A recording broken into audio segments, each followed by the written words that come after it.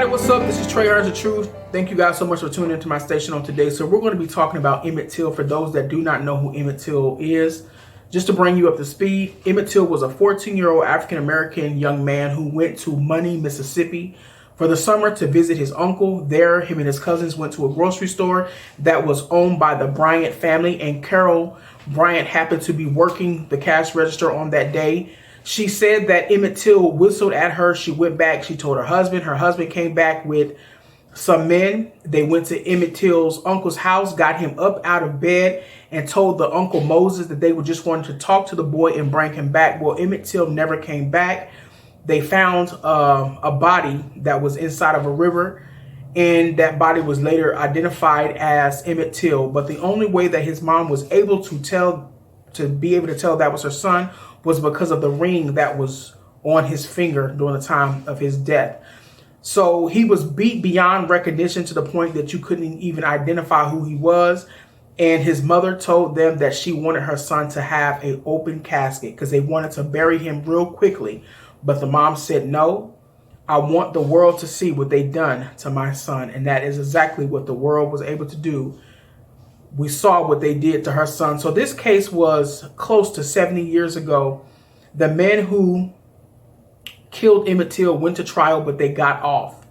And there was a warrant that was served to Carol Bryant during that time because she was involved in the kidnapping of Emmett Till. But when the sheriff went to her house, they decided not to bring her in because of the fact that she had 2 children. Say they used that as an excuse for her not to go to jail, that she was raising her 2 children. So they let her go. Well, today, close to like 19 hours ago, they reopened this case. So I want to explain this to you all. This is not a double jeopardy crime where she was found guilty and tried, and then the case got closed, and now they're reopening the case to try her all over again for the same crime. She was never charged. She was never served a warrant for the kidnapping of Emmett Till. So now they're getting ready to serve her this warrant that was found. And she's 80 years old, and I know everybody's going to be saying, hey, she's just an 80-year-old lady, let her go. But in 1955, she was a young woman of sound mind, and she was well aware of what she was doing during this time because she's the one who went to go tell her husband what Emmett Till did, so she say. So because of this young man was kidnapped, he was assaulted, he was beaten. They even tied a fan around his neck and threw him off a bridge. So because of what she done, she does deserve to pay for her crime. That's why you have to be careful of the things that you do, because the good book says, whatever a man soweth, that also shall he reap. And right before that scripture, it says, be not deceived, for God is not mocked.